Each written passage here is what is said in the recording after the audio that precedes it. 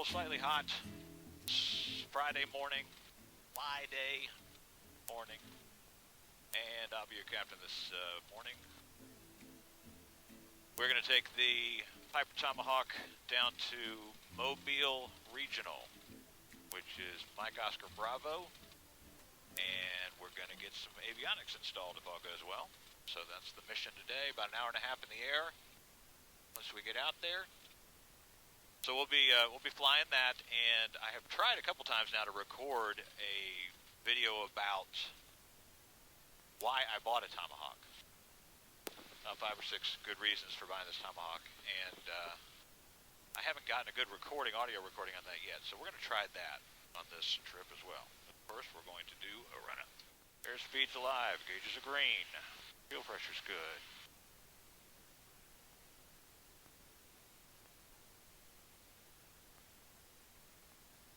And we're up. We do have some variable winds. Go out at 70.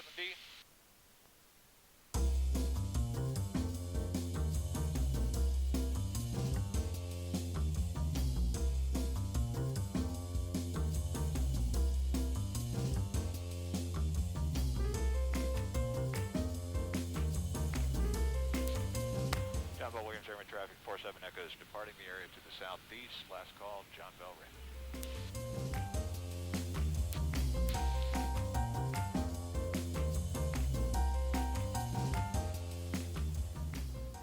Jackson approach, Tomahawk 4447 Echo VFR request. Number 4447 Echo, Jackson approach, request. We are looking for flight following. We're about a mile east of Juliet Victor Whiskey. We're going down to Mike Oscar Bravo, and looking to do that at 5,500. We're a type of PA, Papa Alpha 38. Number 47 Echo, squawk 1507.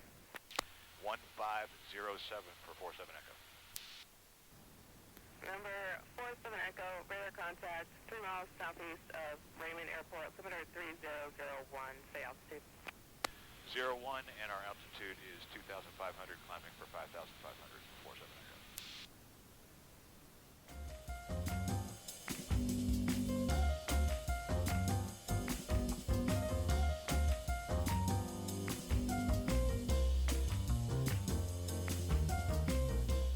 Alright, getting up over our towers here on the right-hand side. See if we can get a shot of those either out of the GoPro or...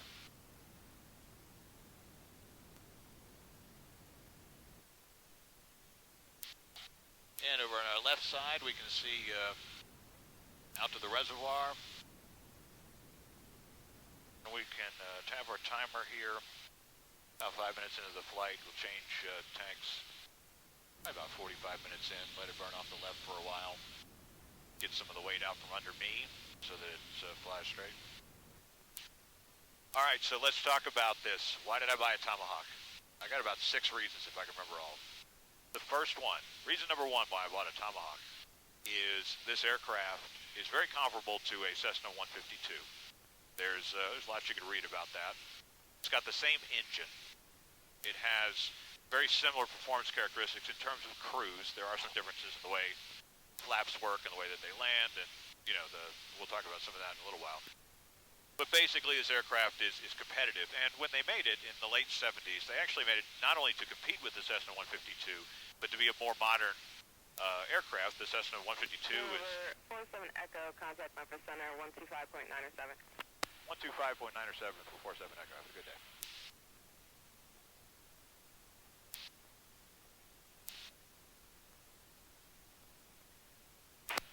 Memphis Center, good morning. 4447 Echo is level 5,500. Number 0 Sierra X-ray, roger, thank you. Number 4447 Echo, Memphis Center, roger, the Jackson altimeter 3001. 01 on the altimeter for 4447 Echo.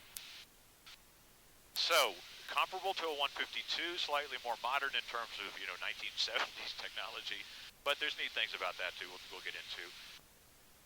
Reason number 1. This plane cost about $30,000 less than a comparable Cessna 152, $25,000 to $30,000, depending on engine lifetime, airframe time, it's a lot cheaper to get into this airplane for something that's going to do pretty much the same thing or something very similar to what a Cessna 152 would do. And that's what my budget looked like. I did shop Cherokee 140s that were much older, like mid-60s, late 60s Cherokees 140s. Those would be at the top of the budget. Air coupes, you know, there's a couple different, I didn't really want a tail dragger. A few different airplanes that I could have done just to build time.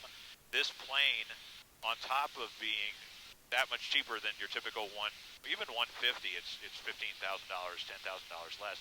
It's IFR certified. It's got, let's see how the camera's working. It's got older radios in it. You know, it doesn't have a GPS. That's what we're actually flying down to do, is to get the GPS installed. But it is IFR certified. So we were able to actually, when I bought it in South Florida. We flew it back to Jackson. I was able to do that IFR the whole way with an instructor because we had everything we needed to do to fly Victor Airways, to fly between VORs. So that's reason number one. So reason number two is something that is also sort of a comparison to a Cessna 152, even arguably a Cessna 172, which is not in the budget for me, and that is the design of this cabin. It is a nice wide cabin. Two grown men were able to fly back from Florida very comfortably. You're not, you know, rubbing up against each other. There's enough room. It's not a ton of room, but there's enough room. You've got this console between you when you're flying through here, and you just it just feels like there's enough space. Reason 2.5 is really the low wing and the bubble canopy. So this bubble canopy offers really great visibility. You're looking up instead of down. You know, if I was in a Cessna 172 right now, I'd be looking straight, be able to look straight down and kind of, you know, do some touring and all that. You can easily do that. You have a wing out here that you're going to see most of the time, but you can see a lot of stuff below you.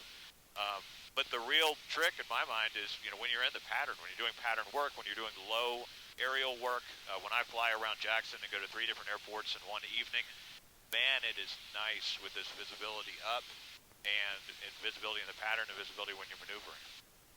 Reason number 3 is another slight differentiator from a Cessna 150 or 152, and that is the 30 gallons of fuel that this aircraft will hold and the 5 to 5.5 gallons per hour that it burns.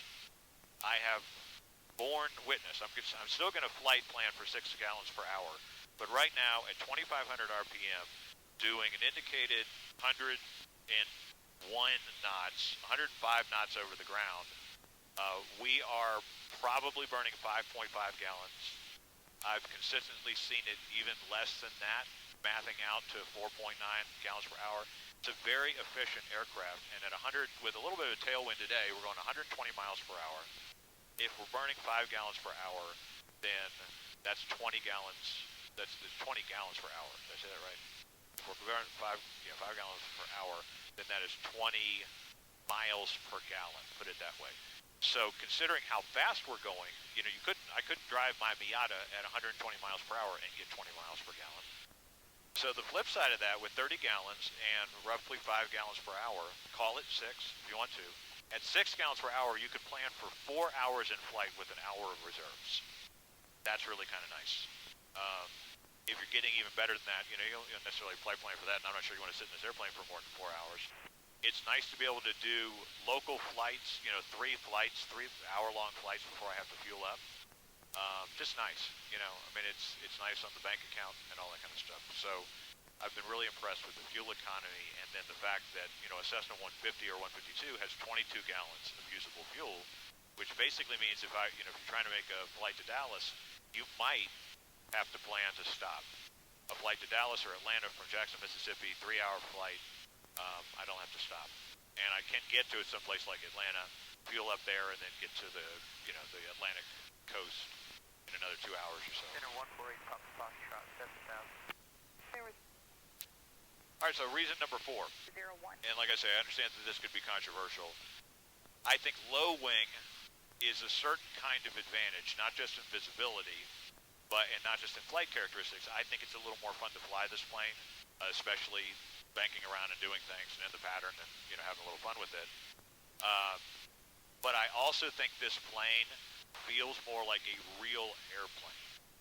And I'm not saying I'm ever going to the airliners or that I'm ever flying jets, although that would be fun, and I'm certainly not going to write off that possibility.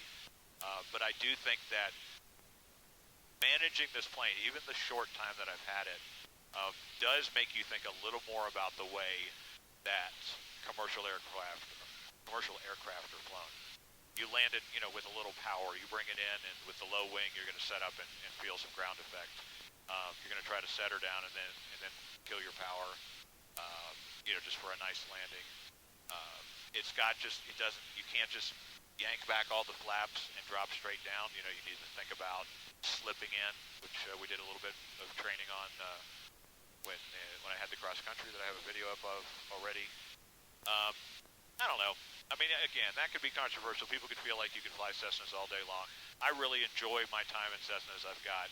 If I'm pushing about 200 hours right now, I've got 180 some odd in Cessnas and 10 or 15 in this one. And then, one or two little low wings that I flew before to try them out. But overall, I'm enjoying this. This particular airplane, two things, so we'll make this number 5. Two things I liked about this plane. It does actually kind of have a high time engine in it. So the Lycoming 0235 that's in this plane, it's in the Grumman AA1 series, it's in the Cessna 150, 152 series. It does have a 2,400 hour TBO, which is nice.